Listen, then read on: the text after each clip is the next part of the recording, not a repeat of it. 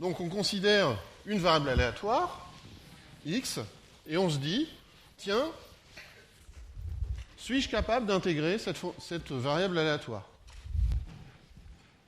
Suis-je capable de définir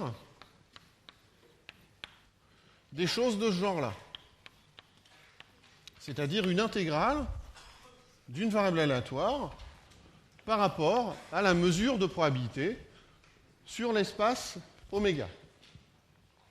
Donc comment est-ce qu'on fait ça? Vous l'avez rencontré déjà à travers le cours d'analyse lorsqu'on a construit l'intégrale de Lebesgue. Lorsqu'on a construit l'intégrale de Lebesgue, qu'est-ce qu'on a fait? On a commencé par définir ce qu'on a appelé une mesure de Lebesgue. Et la mesure de Lebesgue, finalement, c'est une longueur de segment. D'accord? Cette longueur de segment, c'est une mesure. Et puis ensuite, qu'est-ce qu'on a fait? On a défini la valeur de l'intégrale sur des fonctions indicatrices, puis sur des combinaisons linéaires de fonctions indicatrices. On a appelé ça des fonctions étagées. Et puis ensuite, on a fait par limite croissante, on a obtenu ce qu'on appelle les fonctions qui sont Lebesgue intégrales, Lebesgue sommables. Donc là, on fait exactement la même chose. Le fait qu'on construisait une intégrale par rapport à la mesure de Lebesgue, le fait que ce soit la mesure de Lebesgue ne jouait pas un rôle essentiel.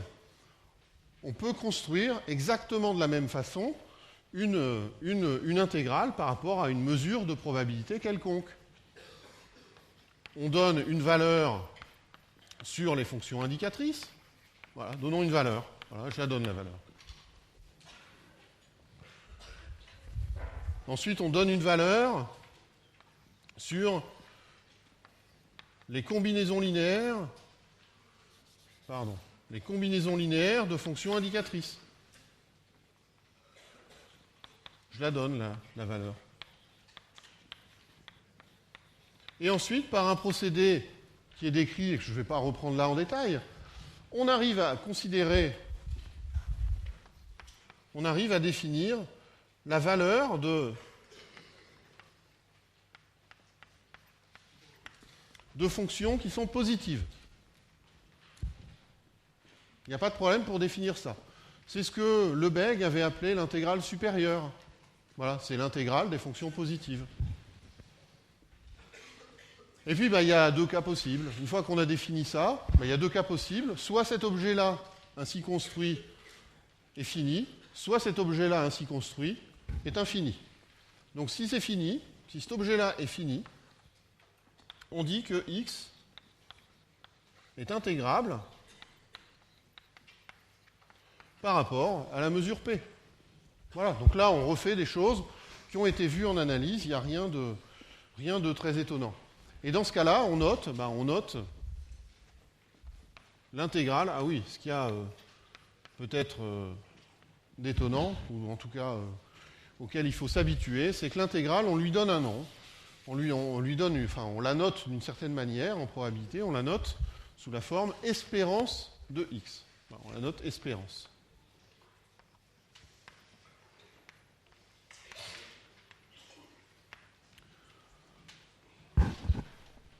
Ok. Il faut retenir une chose quand même de ça, de cette construction. La chose qu'il faut retenir, c'est que l'espérance, elle est caractérisée par la façon dont on l'a construite. La façon dont on l'a construite, c'est comme ça. C'est l'espérance de la fonction indicatrice de A, c'est P de A. Donc autrement dit, une fois qu'on se donne, si on se donne une mesure de probabilité P, on sait construire une intégrale par rapport à P, et cette intégrale, son point de départ, c'est ça, c'est cette relation-là. Inversement, si on sait donner une intégrale, si on sait donner des valeurs, des espérances de n'importe quoi, en prenant la valeur au point particulier à une fonction indicatrice, on récupère la mesure de probabilité par cette relation-là. Donc qu'est-ce que je suis en train de dire? Je suis en train de dire que définir une mesure de probabilité, c'est la même chose que définir un opérateur intégral sur des applications mesurables. C'est tout. Voilà. Et le lien entre les deux, c'est cette relation-là. Donc on reviendra là-dessus un petit peu plus tard. Je veux dire un petit peu plus tard dans les prochaines séances. Tout de suite, arrivons à quelque chose de particulier, qui est ce qu'on appelle l'inégalité de Markov. Markov est une autre personne qui a beaucoup œuvré dans le cadre de la théorie des probabilités. Alors ce qu'on sait, c'est que si on considère une variable aléatoire x qui est intégrable par rapport à p, si je considère un réel a quelconque, positif, alors la probabilité que valeur absolue de x soit plus grand que a, ben c'est inférieur à l'espérance de valeur absolue de x sur a. Donc comment on sait ça? Ben, il suffit de regarder.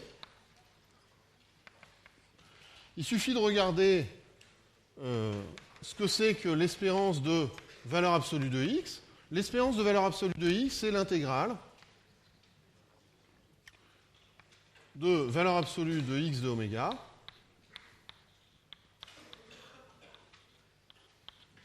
p d oméga. Ça, c'est quelque chose qui est plus grand que l'intégrale sur oméga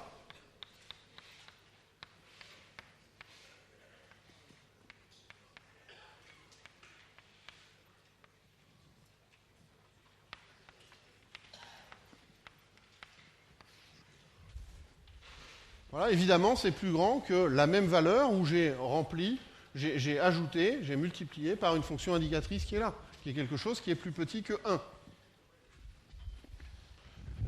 Cette chose-là, ça, c'est encore plus grand que x de oméga sous cette fonction indicatrice. C'est quelque chose qui peut être minoré par a. Donc ça, c'est quelque chose qui est plus petit que l'intégrale de oméga de petit a, indicatrice de valeur absolue de x, plus grand que a.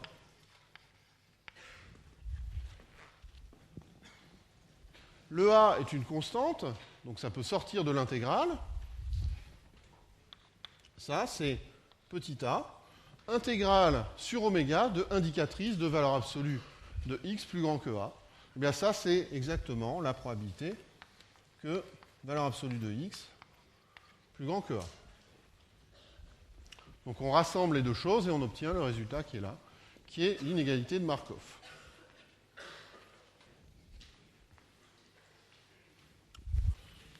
Maintenant, je vous ai dit tout à l'heure que on travaille essentiellement en probabilité sur l'espace d'arrivée d'une variable aléatoire. Donc une variable aléatoire, c'est quelque chose qui part de oméga f, p, et qui atterrit dans E, l'attribut de E, et la mesure image, c'est-à-dire la loi de x.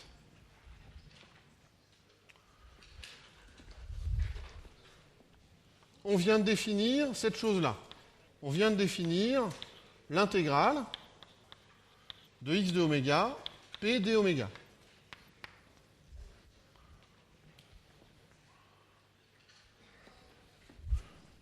Mais je vous ai dit, c'est pas très satisfaisant d'avoir à se poser des questions sur la structure de l'espace de départ. Donc ce qui se passe, c'est que on va écrire cette intégrale comme une intégrale dans l'espace d'arrivée, et qui est donné par ce résultat-là. Donc ce résultat important, qu'on appelle donc le théorème de transfert, ou le théorème de changement de variable, suivant les gens qui parlent, c'est que cette intégrale, cette espérance, elle est définie comme une intégrale dans l'espace d'arrivée. Sauf qu'on a remplacé l'intégration par rapport à la mesure de probabilité P par une intégration par rapport à la loi Px. Qu'est-ce qu'il faudrait faire si on voulait prouver en détail les choses? Donc j'ai écrit le mot preuve, mais on ne va pas prouver en détail les choses, on va simplement regarder ce qui se passe. Donc, et caractériser. Bon, ça veut dire que si, imaginons que cette relation soit vérifiée. Si cette relation est vérifiée, qu'est-ce qui se passe? Donc si la relation est vérifiée.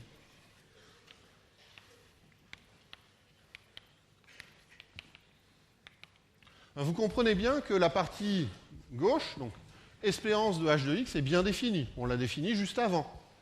Ça, ce n'est pas la définition de l'espérance de h de x. L'espérance de h de x a été définie avant. Espérance de h de x, voilà, c'est là. Elle est là.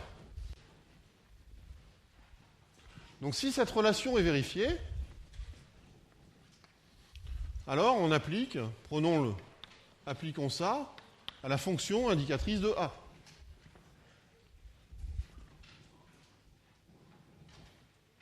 Où A est dans l'attribut de l'espace d'arrivée. Évidemment, là, on a affaire à une fonction qui est mesurable et à une fonction qui est bornée. Ben, dans ce cas-là, on a l'espérance de indicatrice A de x, voilà, qui doit être égale à l'intégrale sur E de l'indicatrice de A, Px dx. Donc c'est Px de A. Donc effectivement, si on se donne cette relation-là, ben on a cette valeur-là. Est-ce que c'est vrai? Est-ce que c'est vrai ça? Bien sûr que oui, c'est vrai. Puisque ça, c'est exactement l'espérance de la fonction indicatrice de x-1 de A. Donc ça, c'est exactement la probabilité de x-1 de A. Donc effectivement, ce qu'on est en train d'écrire, ben, c'est ce qu'on sait déjà, c'est la définition de Px. Px de A, c'est P de x-1 de A. Donc oui, effectivement, dans le cas des fonctions indicatrices, l'écriture de cette relation est exactement la définition de Px. C'est exactement la définition de Px. Inversement, on peut se dire, tiens, est-ce qu'on a cette relation qui est vérifiée? Ben oui. Parce qu'en fait, on s'est donné une valeur sur toutes les fonctions indicatrices. Une fois qu'on a défini une valeur sur toutes les fonctions indicatrices, ce qu'on va faire, c'est qu'on va donner la valeur sur toutes les combinaisons linéaires de ces fonctions indicatrices, sur toutes les fonctions étagées. Et on recommence comme tout à l'heure. On construit une intégrale de cette manière-là. Et cette intégrale, c'est la même que l'autre. Et donc, en fait, ce qu'on a, c'est que pour toutes les applications pour lesquelles h de x est intégrable, à ce moment-là, on a l'égalité qui est là. Donc, je corrige un petit peu ce qui est écrit. Le théorème est juste, c'est-à-dire la loi de x, elle est caractérisée par cette relation-là pour toutes les applications h qui sont mesurables bornées, mais elle est vraie pour toutes les applications mesurables h telles que h de x est intégrable. C'est-à-dire elle reste valable. C'est-à-dire on peut l'appliquer, effectivement, si x est dans L1,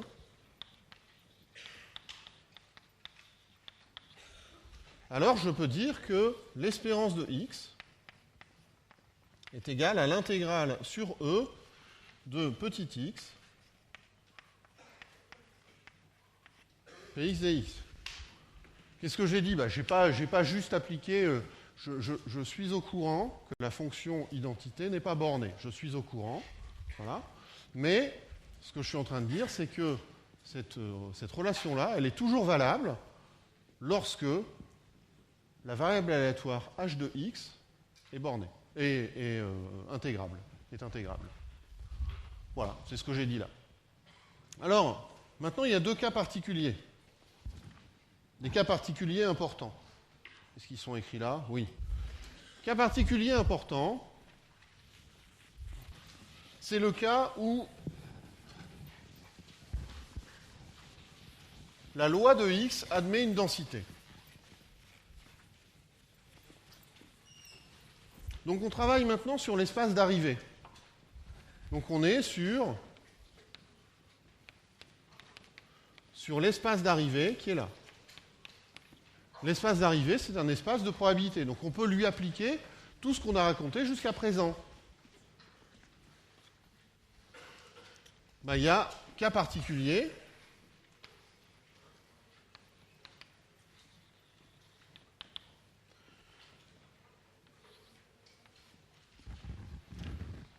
Alors le cas particulier, c'est lorsque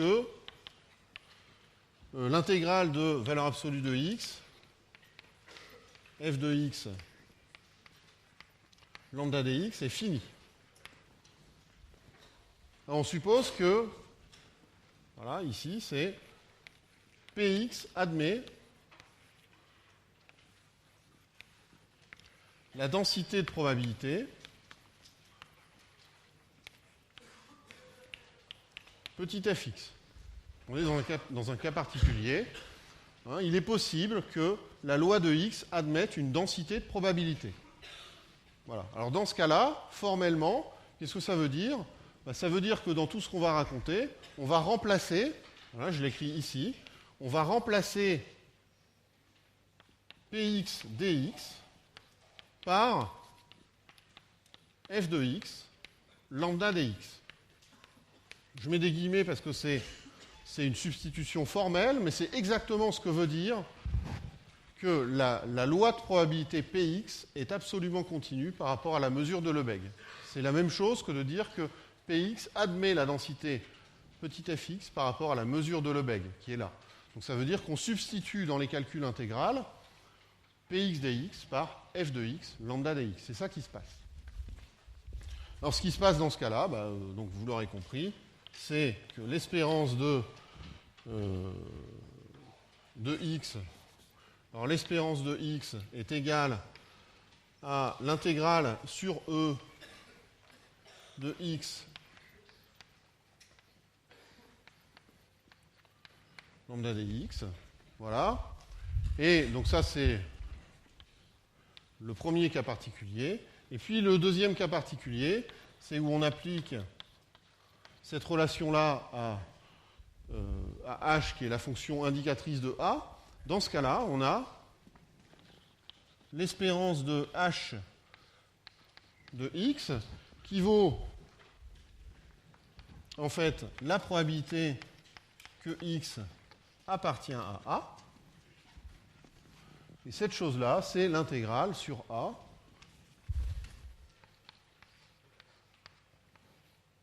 de f de x lambda dx. Alors, deuxième chose importante à dire, à mentionner, c'est de montrer comment ce cadre-là englobe ce qu'on a vu lors du premier cours, englobe ce qui se passe lorsque E est au plus dénombrable. Donc on suppose que E est fini ou dénombrable. C'est un autre cas particulier.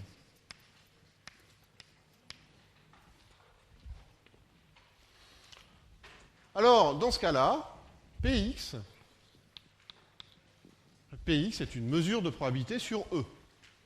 Alors, Px, mesure de probabilité sur E, est caractérisée par sa valeur sur les atomes. C'est ce qu'on a vu la dernière fois.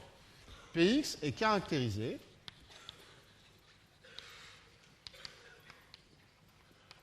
par sa valeur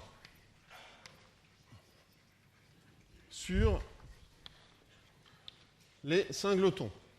Les singletons, voilà, que je vais noter xk. Sur les singletons xk.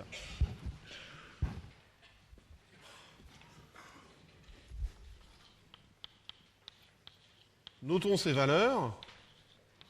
Voilà. Notons ces valeurs. Ça, c'est des valeurs. C'est la probabilité que x égale petit xk. C'est, on les note, petit pk. Alors, dans ce cas particulier, que vaut l'espérance de h de x? L'espérance de h de x, on vient de le voir, c'est l'intégrale sur E de h de petit x px dx. Et en disant que cette mesure de probabilité, elle est construite à partir de sa valeur sur les atomes, ça, c'est précisément dire que c'est la somme sur k des h de xk petit pk. On retrouve exactement ce qu'on avait vu lors du premier cours, lorsque E est un ensemble qui est discret. Pour moi, discret, c'est fini ou dénombrable. Donc on est dans un cadre général où effectivement l'intégrale par rapport à Px peut s'écrire sous une forme discrète. Sous une forme discrète, ça s'écrit Finalement, cette intégrale qui est là s'écrit sous cette forme-là.